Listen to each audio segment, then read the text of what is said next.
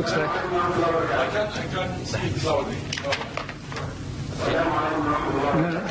You know Arabic? No. No. لحظة هو اللي بيسأل.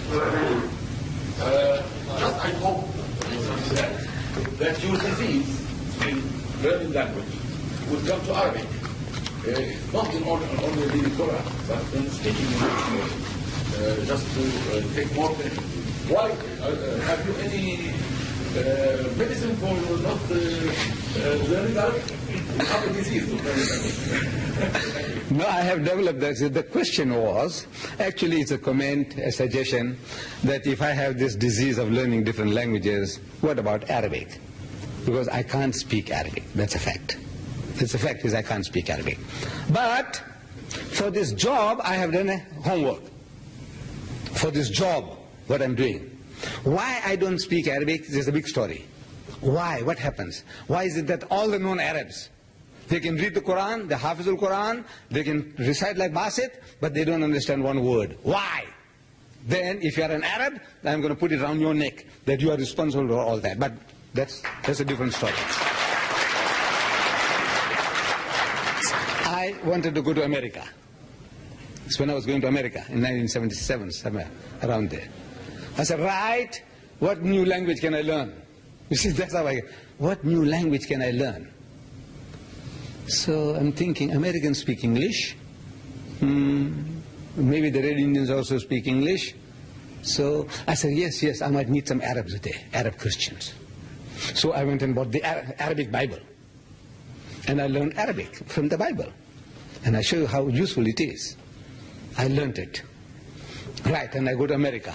I'm lecturing city to city, and there is a lull in the program. So they suggest to me, for a little holiday, you can go to Canada for a weekend. I said, okay. So I go to Canada, and they take me to Hamilton, Niagara Falls, and to Hamilton University. And if you are there, I said, what about a talk? I said, right. So they arrange a lecture in a hall like this at the university. At the end of the lecture, question and answers. That's my usual thing. I love to answer your questions. You see, I don't want to push things down people's throats and run away. All right, I give you a fighting chance to come back. So, question time. Question from the top there. From the speech, I can make out the guy's an Arab. And from his question, he's a Christian. From his tongue, he's an Arab. And from the question, is a Christian question. So I answer him. Another one, again the same fellow. This one, again the same fellow. That Arab won't let go. He loves the Muslims so much. So when everything is, the thing can't carry on forever. When the meeting is closed, the guy still comes up to me and starts arguing with me. Still, he won't let go. He's an Arab. He's a fighter. So I'm asking him, I said, you Arab? He said, yes, I'm a Christian from the Lebanon. I said, you know Arabic? I said, of course. He said, that's my mother tongue. So I said, go, man, you don't know Arabic. Now this is what is called intellectual judo. See, I have done judo when I was young. I did boxing, wrestling, judo.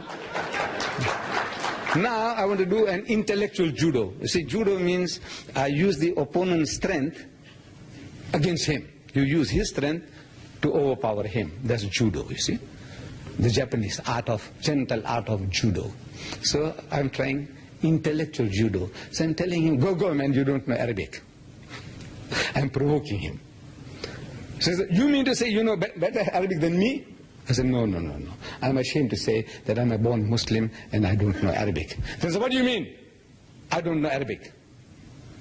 I said, you see, you read the Bible in your own mother tongue. In Arabic. Right? He said, right. But I said, you are understanding the exact opposite of what you're reading. He said, what?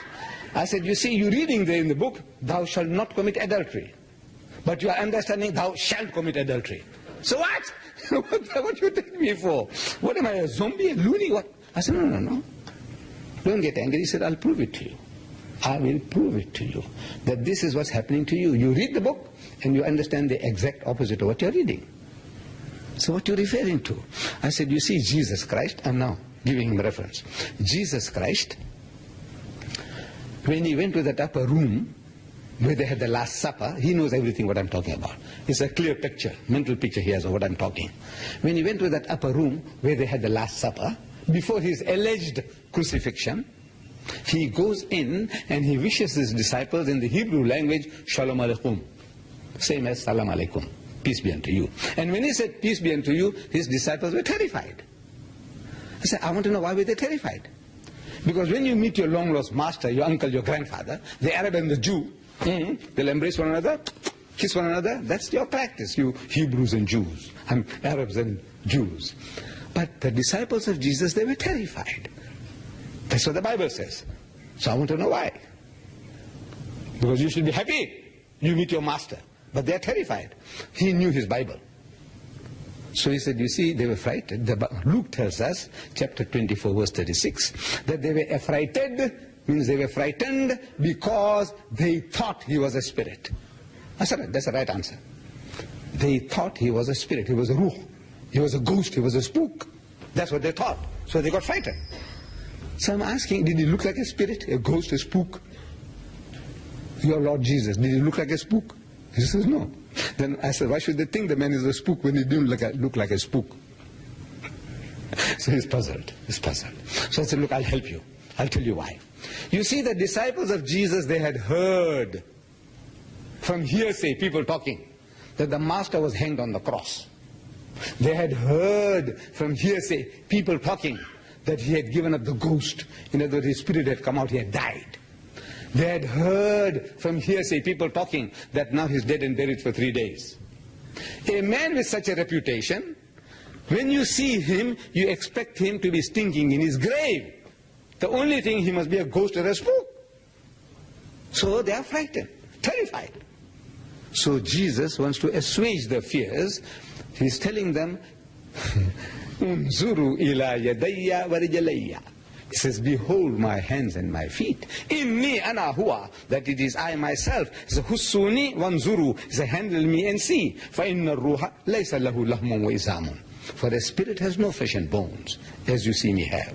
So, if I have flesh and bones, in that case, I'm not a spirit, I'm not a ghost, I'm not a spook. Is that what it means in Arabic, in your language? If a spirit has no flesh and bones, then if I got flesh and bones, in that case, I'm not a spirit, I'm not a ghost, I'm not a spook. Is that right? Is that right? In other words, he's telling you that the body that you're seeing, it is not a translated body, it is not a metamorphosed body, it is not a resurrected body, because the resurrected bodies get spiritualized. So who says so? I said, Jesus. Who says so? I says, Paul. And I quoted and quoted. I learned the Arabic of the Bible, sufficient for my needs. The other reason why I can't speak Arabic is a long story. Please forgive me for not wasting your time further on that.